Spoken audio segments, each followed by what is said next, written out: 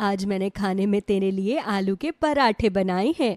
माँ, तुमने शीतल और गरिमा के लिए भी आलू के पराठे पैक किए हैं ना? तुम जानती हो ना उन दोनों को तुम्हारे हाथ के आलू के पराठे कितने पसंद है। हाँ हाँ, मैं अच्छी तरह जानती हूँ कि उन दोनों को मेरे हाथ के आलू के पराठे बहुत पसंद है। तो चिंता मत कर, मैंने तुम तीनों के लिए पराठे बनाए हैं। बिंदिया अपना बैग और खाने का डब्बा लेकर स्कूल की ओर निकल जाती है। स्कूल पहुंचते ही वो अपने दोनों सहेलियों के पास जाकर बैठ जाती है। हम दोनों कब से तेरा इंतजार कर रहे थे। आज इतनी देर कैसे हो गई तुझे स्कूल आने में? तुझे पता है ना, सुबह सुबह में स्कूल में खेलना भी होता है। आज तेरे चक्कर में हम दोनों भी नहीं खेल पाए। अरे अरे, तुम दोनों गुस्सा करना बंद करो। अगर मैंने ये बता दिया ना कि आज मुझे स्कूल आने में क्यों देर हो गई, तो तुम दोनों का गुस्सा अपने आप शांत हो जाएगा। अच्छा, तो फिर बता कि तुझे आज स्कूल आने में देर कैसे हो गई? इसी वजह से आज मुझे आने में थोड़ी देर हो गई। अब बताओ, आलू के पराठों का नाम सुनकर तुम्हारा गुस्सा शांत हुआ या नहीं? वैसे अच्छा हुआ कि आंटी ने आज हमारे लिए आलू के पराठे बना दिए, वरना हमारे गुस्से से आज तुझे कोई नहीं बचा पाता। वो तीनों एक साथ बैठकर अच्छी तरह पढ़ाई करती है। तभी लंच होते ही तीनों हाथ धोकर अपने अपने खाने का डब्बा निकालकर बैठ जाती है। आज हम लोग अपना खाना बाद में खाएंगे, लेकिन सबसे पहले ये आलू के पराठे खाएंगे। इतने दिनों से हमने आंटी के हाथ के आलू के पराठे नहीं खाए। वो तीनों एक साथ बैठकर लंच कर ही रही थी कि तभी क्लास की कुछ लड़कियां वहां पर आती है। तुम दोनों हमारी तरह इतने अच्छे घर से आती हो, लेकिन उसके बाद भी तुम्हें इस गरीब के साथ खाना खाने में शर्म नहीं आती? तुम ये क्यों भूल जाते हो कि तुम्हारा अपना कोई स्टैंडर्ड है और इस गरीब का तो कोई स्टैंडर्ड ही नहीं है। तुम लोग ये सब क्या बोलती जा रही हो? तुमसे किसी ने पूछा है क्या, जो आकर यहाँ अपना मुफ्त का ज्ञान बांट रही हो? किसी ने तुमसे कोई राय भी नहीं मांगी, इसलिए तुम्हें अपनी राय देनी भी नहीं चाहिए। बात रही हमारी और बिंदिया की दोस्ती की, तो इस दोस्ती का मुकाबला तुम लोग कभी नहीं कर सकते। इसलिए हमारे फटे में टांग गड़ाना बंद करो और निकलो यहाँ से। अरे, सुना नहीं क्या तुमने? शीतल ने अभी बोला ना कि निकलो यहाँ से, तो निकलो। हाँ हाँ, जा रही हूँ। वैसे भी अब तुम लोगों के साथ बात करने का मुझे कोई शौक भी नहीं है। शीतल उन्हें खरी खोटी सुनाकर वहां से भगा देती है। तभी शीतल बिंदिया और गरिमा से कहती है, सुनो, तुम्हें याद है ना कि कल मेरा बर्थडे है और कल संडे है, तो स्कूल में तो मैं अपना बर्थडे सेलिब्रेट नहीं कर पाऊंगी। इसलिए तुम दोनों को मेरी बर्थडे पार्टी के लिए मेरे घर पर आना होगा। देखो बिंदिया, मैं तुम्हें पहले ही कह देती हूँ, तुम पिछली बार भी मेरे घर पर मेरी बर्थडे पार्टी में नहीं आई थी, लेकिन अगर इस बार तुम मेरी बर्थडे पार्टी में नहीं आई तो मैं तुमसे बहुत ज्यादा नाराज हो जाऊंगी। देख लेना, फिर मैं तुमसे बात भी नहीं करूंगी। अच्छा बाबा, ठीक है, मैं तेरी बर्थडे पार्टी में जरूर आऊंगी। तू तो बस बात बात पर मुझसे नाराज होने के लिए तैयार ही बैठी रहती है। छुट्टी के बाद सब स्कूल से घर आ जाते हैं। अगले दिन बिंदिया शीतल की बर्थडे पार्टी में जाने के लिए तैयार हो जाती है। मेरे कपड़े ठीक तो लग रहे हैं ना माँ? हाँ बेटा, तू और तेरे कपड़े बहुत अच्छे लग रहे हैं।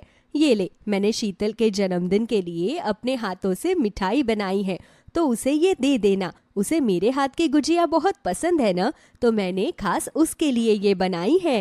अरे वाह माँ, तुमने शीतल के लिए गुजिया बनाई है।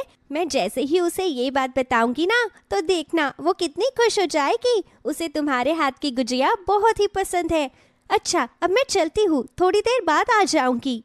बिंदिया शीतल के लिए एक डब्बा गुजिया पैक करके उसके घर ले जाती है। वहां पर उनके घर पर और भी मेहमान आए हुए थे, जो बहुत अच्छे अच्छे कपड़े और शीतल के लिए बहुत अच्छे अच्छे तोहफे लेकर आए थे।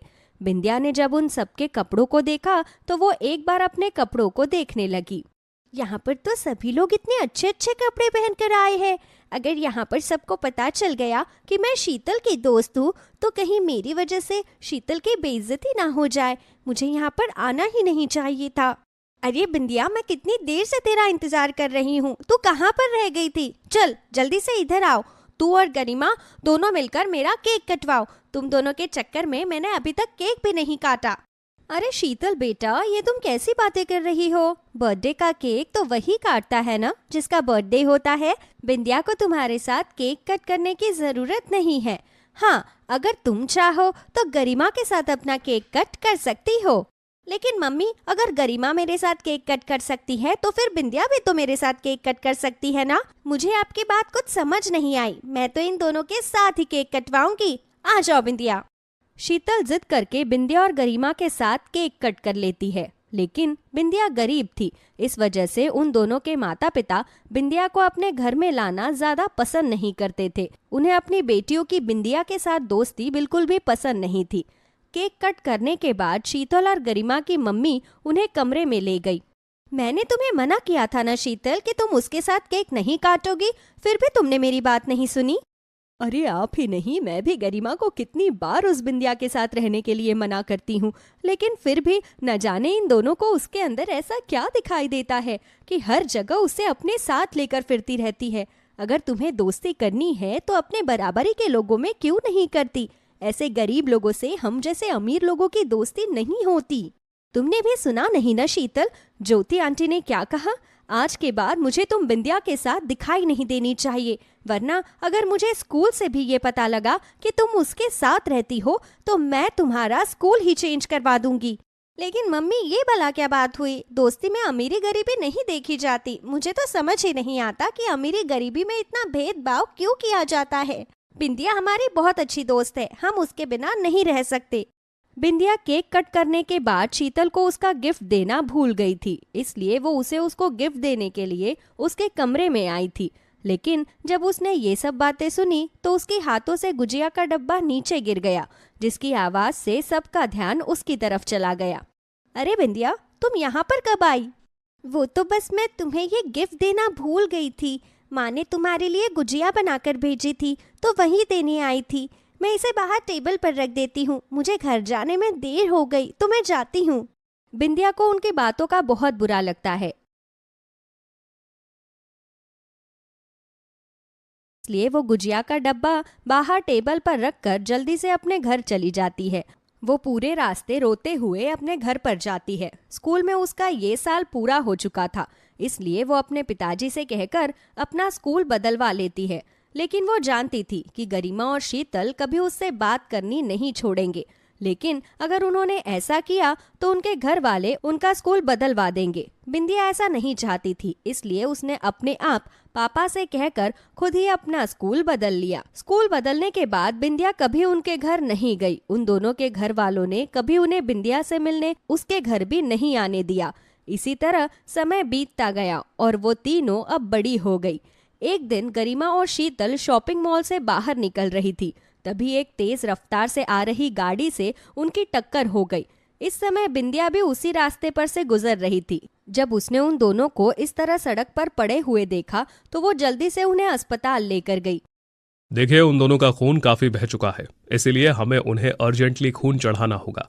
लेकिन आप दोनों का ब्लड ग्रुप अलग अलग है, इसीलिए हमें उनके लिए 2 अलग अलग डोनर चाहिए। या फिर अगर किसी का ब्लड ग्रुप O पॉजिटिव हो तो उनका खून दोनों को दिया जा सकता है। डॉक्टर साहब, मेरा ब्लड ग्रुप O पॉजिटिव है, मैं उन्हें खून दे सकती हूँ। डॉक्टर साहब, हमें उन दोनों के लिए सिर्फ खून की जरूरत नहीं, बल्कि उन लड़कियों में से एक लड़की के लिए एक लीवर डोनर की भी जरूरत है, क्योंकि एक्सीडेंट में लड़की का लिवर डैमेज हो गया है। Oh my God! आप एक काम कीजिए, आप जल्दी से हमारे साथ चलिए। सिस्टर, तुम इन दोनों के पेरेंट्स को जल्दी से इन्फॉर्म कर दो। डॉक्टर बिंदिया को अंदर लेकर जाते हैं। तभी कुछ देर बाद उन दोनों के घर वाले भी वहां पर आ जाते हैं। डॉक्टर साहब, मेरी बेटी ठीक तो है ना? उन दोनों को कुछ हुआ तो नहीं? हाँ डॉक्टर साहब, मेरी गरिमा कैसी है? देखिए, अब वो दोनों बिल्कुल ठीक हैं, लेकिन अगर आपको इस बात के लिए किसी का शुक्रिया अदा करना है तो इस लड़की का करना चाहिए, क्योंकि इसने ही उन दोनों को अपना ब्लड डोनेट किया। और तो और आपकी बेटी शीतल को अपना लीवर भी डोनेट किया, वरना हमारे लिए उन दोनों को बचा पाना बड़ा मुश्किल हो जाता। वो दोनों जैसे ही बिंदिया को देखती है तो उनके पैरों तले से जमीन खिसक जाती है। जिस बिंदिया से उन्होंने हमेशा इतनी नफरत की, आज उसी बिंदिया ने उन दोनों की बेटियों यानी कि अपनी दोनों सहेलियों की जान बचाई थी। ये देखकर वो दोनों बहुत शर्मिंदा हुई। तुम तो वही बिंदिया हो ना जिसे मैं अपने घर में भी नहीं आने देती थी? मैं जानती हूँ कि उस दिन तुमने हमारी बातें सुन ली थी, इसलिए स्कूल आना बंद कर दिया। हमारी वजह से तुम तीनों अलग हो गई, लेकिन उसके बाद भी तुमने अपनी दोस्ती पर जरा भी आंच नहीं आने दी। तुमने इतने सालों बाद भी अपनी दोस्ती को निभाया। मुझे माफ कर दो बिंदिया, जो मैंने तुम्हारे साथ ऐसा किया। हाँ बिंदिया, मैं भी तुमसे माफी मांगती हूँ। अगर आज तुम नहीं होती तो ना जाने हम दोनों की बेटियों के साथ क्या होता। तुम जैसी दोस्त ने ही आज उन दोनों की जान बचाई। मुझे माफ कर दो, हमने तुम्हारे साथ गलत किया। कोई बात नहीं आंटी जी, आप मुझसे माफ़ी मत मांगिए। मुझे आपसे कोई शिकायत नहीं है। आप तो बस अपनी बेटियों का भला ही सोच रही थी। मैं भले ही उन दोनों से दूर हो गई, लेकिन उनके लिए मेरे मन में आज भी उतना ही प्यार है जितना पहले हुआ करता था। सालों तक अपनों से दूर रहने से उनके लिए हमारे मन में प्यार कभी खत्म नहीं होता। कुछ दिन बाद जब उन दोनों को होश आता है तो वो बिंदिया को अपने सामने देखकर बहुत खुश होते हैं। ये जानकर कि बिंदिया ने ही उन दोनों की जान बचाई है, उन दोनों के आंखों में आंसू आ जाते हैं। बिंदिया को अपने गले से लगा लेती है और उस दिन के बाद वो तीनों अब फिर से एक हो जाती है और अब कोई भी उन्हें फिर कभी अलग नहीं कर पाता। आओ बहू आओ, तुम्हारे इस नए घर में तुम्हारा स्वागत है। जीती रहो, सदा सुहागन रहो। शांति अपनी बहू का अपने घर में स्वागत करती है। आज मधु का उसके ससुराल में पहला दिन था। तभी उसकी सास उससे कहती है, बहू आज शादी के बाद ससुराल में तुम्हारा पहला दिन है, इसलिए यहाँ पर आज तुम्हारी पहली रसोई है, तो सभी के लिए छोले पूरी और मूंग दाल का हलवा बना लो। हम सभी को ये खाना बहुत पसंद है। जी माँ जी। अब शांति ने अपनी नई नवेली बहू को ये सब बनाने को बोल तो दिया, लेकिन उसकी बहू ने तो शादी से पहले अपने मायके में नूडल्स के सिवा और कुछ बनाया ही नहीं, तो इतना सारा खाना अब वो कैसे बनाए। हे भगवान, माँ ठीक ही कहती थी कि थोड़ा खाना बनाना सीख ले, ससुराल जाएगी तो क्या करेगी। अगर पहले माँ की बात मान ली होती तो आज इस तरह नहीं फंसती। अब माँ जी ने तो मुझे ये छोले पूरी और मूंग दाल का हलवा बनाने के लिए बोल दिया, लेकिन मुझे तो इन सब में से कुछ भी बनाना नहीं आता। एक काम करती हूँ, इंटरनेट पर रेसिपीज देखती हूँ। आजकल तो वैसे भी सब ऑनलाइन रेसिपीज देखकर ही खाना बनाते हैं। ये सोचकर मधु ऑनलाइन रेसिपीज सर्च करने लगती है, लेकिन एक डिश के लिए इतनी सारी वीडियोस उसके सामने आ जाती है कि वो और ज़्यादा कंफ्यूज हो जाती है। हे भगवान, इतनी सारी वीडियो और हर वीडियो में खाना बनाने का तरीका बिल्कुल अलग है। अब इनमें से मैं कौन से वीडियो देखकर खाना बनाऊं? एक काम करती हूँ, जिसको लोगों ने सबसे ज़्यादा लाइक किया है वही बना देती हूँ। मधु छोले की वीडियो पर सबसे ज़्यादा लाइक देखकर साउथ इंडियन स्टाइल के छोले बनाने लगती है, जिसमें नारियल का दूध डाला गया था। मैं तो इतने सालों से मम्मी के हाथ के छोले खा रही हूँ, लेकिन आज तक कभी पता ही नहीं चला कि छोले में नारियल का दूध भी पड़ता है। लेकिन अब नारियल कहाँ से लेकर आऊँ? किचन में ही हलवे के अंदर डालने के लिए मधु की सास ने नारियल लाकर रखा था, तो मधु का ध्यान उस नारियल पर जाता है। अरे हाँ, ये रखा नारियल। मम्मी जी ने पहले ही छोले बनाने के लिए नारियल लाकर रख दिया था। अच्छा हुआ जो मैंने ये रेसिपी देख ली, वरना दूसरी रेसिपी देखकर अगर मैं बिना नारियल वाले छोले बना देती तो सब मेरे बारे में क्या सोचते कि इसे तो छोले बनाने भी नहीं आते। मधु जैसे तैसे करके टमाटर प्याज के मसाले के साथ नारियल को पीसकर तैयार करती है। वो उस मसाले से छोले बनाती है और वीडियो में देखकर उसके अंदर थोड़ा सा गुड़ भी डाल देती है। अरे, इसने तो छोले की सब्जी के अंदर इमली का पानी भी डाला है, लेकिन घर पर तो इमली है ही नहीं। लगता है माँ जी इमली लाना भूल गई होगी। एक काम करती हूँ, इमली की जगह छोले में नींबू डाल देती हूँ। इसने छोले के अंदर आधा कटोरी इमली का पानी डाला है, तो मैं आधा कटोरी नींबू का रस डाल देती हूँ। ये सोचकर मधु सब्जी के अंदर आधा कटोरी नींबू का रस मिला देती है। चलो, सब्जी तो तैयार हो गई, एक बार चख कर देख लेती हूँ। लेकिन सबको खिलाने से पहले मैं तो इसे चख कर देख भी नहीं सकती। यहाँ पर ये रिवाज भी अलग ही है। चलो कोई बात नहीं, मैं सब्जी चख कर नहीं देख सकती तो क्या हुआ, वैसे भी मैंने सब्जी इंटरनेट से देखकर बनाई है तो अच्छी ही बनी होगी। सब कुछ मैंने एकदम नाप तोल कर जो डाला है। एक काम करती हूँ, अब हलवा बनाकर तैयार कर लेती हूँ। मधु फिर से इंटरनेट पर हलवे की रेसिपी सर्च करती है, तो उसे हलवा बनाने की बहुत सारी वीडियोस मिलती है। वो सबसे पहले वीडियो को चलाकर हलवा बनाना शुरू करती है। इसने तो हलवा बनाने के लिए दाल को भिगोया ही नहीं, बस धोकर सुखाकर मिक्सी में पीसकर घी में पका दिया। लेकिन माँ जी ने तो हलवा बनाने के लिए दाल को भिगो दिया है। अब मैं क्या करूँ? दूसरी वीडियो देखती हूँ। मधु के बहुत देर ढूंढने के बाद एक रेसिपी निकलती है और उसके अकॉर्डिंग मूंग दाल का हलवा बनाना शुरू करती है। सबसे पहले मुझे मूंग की दाल को मिक्सी से पीसना है, तो चलो पहले यही करते हैं। मधु मूंग की दाल को पीसने के लिए मिक्सी में डालती है और मिक्सी पर बिना हाथ रखे ही मिक्सी का स्विच ऑन कर देती है, जिसके बाद पूरे किचन में मूंग दाल का पेस्ट फैल जाता है। मधु पूरे किचन को तहस नहस कर देती है। हे भगवान, ये मैंने क्या कर दिया? अब मैं हलवा कैसे बनाऊंगी? मैंने तो पूरी की पूरी दाल को खराब कर दिया। बाहर बैठकर शांति, मदनलाल और विवेक खाने का इंतजार कर रहे थे, लेकिन उन्हें क्या पता था कि मधु बेचारी अंदर अकेली रसोई में क्या कर रही थी। बहू को खाना बनाने में कुछ ज्यादा ही देर नहीं लग गई। 1 घंटा हो गया, लेकिन अभी तक खाना बनकर नहीं आया। थोड़ा सब्र रखिए, आज उसकी पहली पहली रसोई है। नए घर में खाना बनाने में वक्त तो लगता ही है, और वैसे भी मूंग की दाल का हलवा बनाने में तो काफी समय लगता है, इसलिए बहू को खाना बनाने में देर लग रही होगी। हे भगवान, अब हलवा कैसे बनाऊं? एक काम करती हूँ, मैंने सबसे पहले जो वीडियो देखी थी उसे देखकर ही हलवा बनाती हूँ। उसमें दाल को बिना भिगोए ही हलवा बनाया था, लेकिन आखिर मूंग की दाल रखी कहाँ पर है?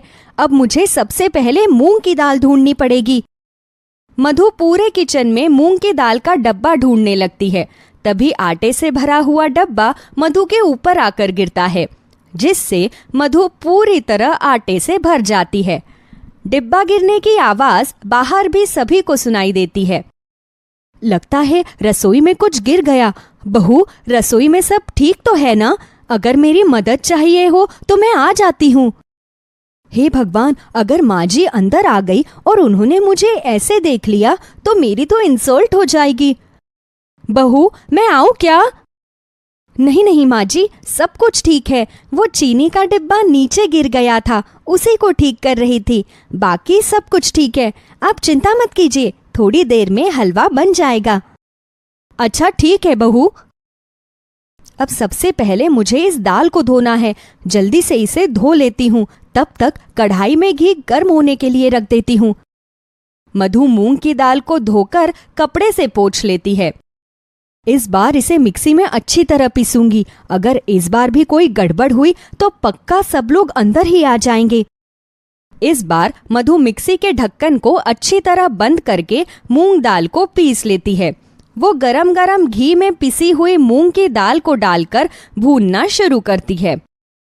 वैसे इसको भूनती हुई खुशबू तो बहुत ही अच्छी आ रही है। शायद हलवा भी बहुत ही अच्छा बनेगा।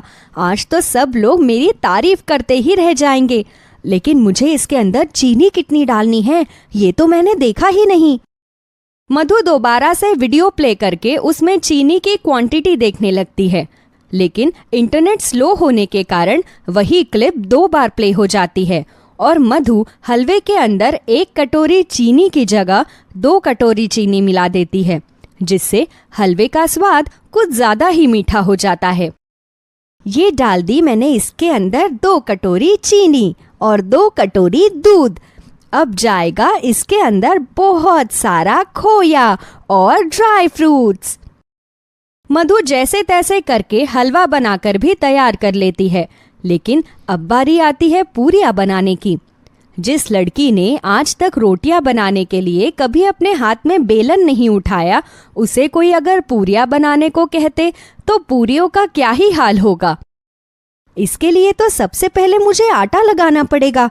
जिंदगी में आज तक ब्रेड सैंडविच बनाने के अलावा कभी तवे का यूज ही नहीं किया और आज सीधे कढ़ाई के अंदर पूरियां तलनी पड़ेगी। मधु जैसे तैसे आटा गूंथ कर पूरियां बेलनी शुरू करती है तो उनका आकार कुछ अजीब सा ही बन जाता है। हे भगवान, मुझे तो समझ ही नहीं आ रहा कि ये कौन से देश का नक्शा है। अगर मैं बाहर इन पूरियों को लेकर गई तो सबको पता चल जाएगा कि मुझे खाना बनाना बिल्कुल नहीं आता। क्या करूँ? हाँ, एक काम करती हूँ, इस कटोरी से पूरियों को गोल आकार में काट लेती हूँ तो किसी को कुछ पता नहीं चलेगा। मधु बेली हुई सभी पूरियों को कटोरी से गोल आकार में काट लेती है। पूरियों को तलते हुए कुछ पूरियां तो अच्छी बनती है, लेकिन कुछ पूरियां जलकर बिल्कुल काली हो जाती है। चलो शुक्र है, कम से कम खाना तो बनकर तैयार हुआ। अब जल्दी से खाने को परोस देती हूँ, सबको बहुत भूख लगी होगी। मधु डाइनिंग टेबल पर खाना परोसती है। खाना बनाने में कुछ ज्यादा ही देर लग गई बहू। अरे, क्या आप भी फिर से वही बात लेकर शुरू हो गए? बहू खाना बनाकर ले आई है ना, तो खाना खा लीजिए। मधु सबको थाली में खाना परोसती है, लेकिन जैसे ही सब लोग खाने का पहला निवाला खाते हैं तो उन्हें खाने का स्वाद कुछ समझ ही नहीं आता। ये कैसे छोले हैं? मैंने तो अपनी जिंदगी में ऐसे छोले कभी नहीं खाए। इतने खट्टे, और इसके अंदर तुमने मीठा भी डाला है, साथ में इसमें नारियल का भी टेस्ट आ रहा है। मुझे बताओगी कि आखिर तुम बनाना क्या चाहती थी? जी, मैं तो छोले ही बनाना चाहती थी। वो क्या है ना, मेरी माँ हमेशा साउथ इंडियन स्टाइल के ही छोले बनाती थी, तो उसके अंदर खट्टा मीठा नारियल का दूध सब होता था, इसलिए मुझे तो ऐसे ही छोले बनाने आते हैं। अगर आपको अच्छा नहीं लगे तो मैं दोबारा दूसरे तरीके से बना दूंगी। नहीं नहीं, रहने दो। एक बार का खाना ही तुम 3 घंटे में बना कर लाई हो। अगर दोबारा खाना बनाने चली गई तो शाम ही हो जाएगी। कोई बात नहीं बेटा, बहू का आज पहला दिन है ना, तो हो जाता है। कोई बात नहीं, मूंग की दाल का हलवा है ना, इसके साथ गरम गरम पूरियां खा ले। अच्छा ठीक है। सब लोग जैसे ही हलवा खाते हैं तो हलवे के अंदर डाली हुई डबल चीनी की वजह से उनका मुंह ही चिपक जाता है। अरे बहू, ये कैसा हलवा बना दिया? तूने 2 बार का मीठा एक बार में ही डाल दिया क्या?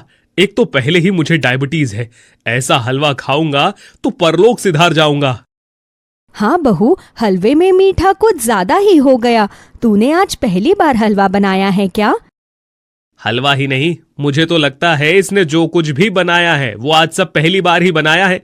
ये देखो, आधे से ज्यादा पूरियां तो जलकर काली हो चुकी हैं। मुझे तो समझ में नहीं आ रहा मैं इस खाने में से क्या खाऊं और क्या ना खाऊं। मैं तो ऑफिस जाकर ही नाश्ता कर लूंगा। सॉरी, अब तो लंच ही करना पड़ेगा। मैं चलता हूं। मैं भी बनवारी लाल के यहां से ही कुछ खा कर आता हूं। चल बेटा, मैं भी तेरे साथ ही चलता हूं। वो दोनों तो घर से निकल जाते हैं, लेकिन तभी शांति मधु से कहती है, ये सारा खाना देखकर मुझे ये तो अच्छी तरह पता लग गया कि तुझे खाना बनाना तो नहीं आता बहू। अगर ऐसी बात थी तो तूने मुझे पहले क्यों नहीं बताया? वो माँ जी, मुझे लगा अगर आप सबको इस बारे में पता लगा तो पता नहीं आप मेरे बारे में क्या सोचेंगे। इसमें सोचना क्या है, खाना बनाना ही तो नहीं आता, मैं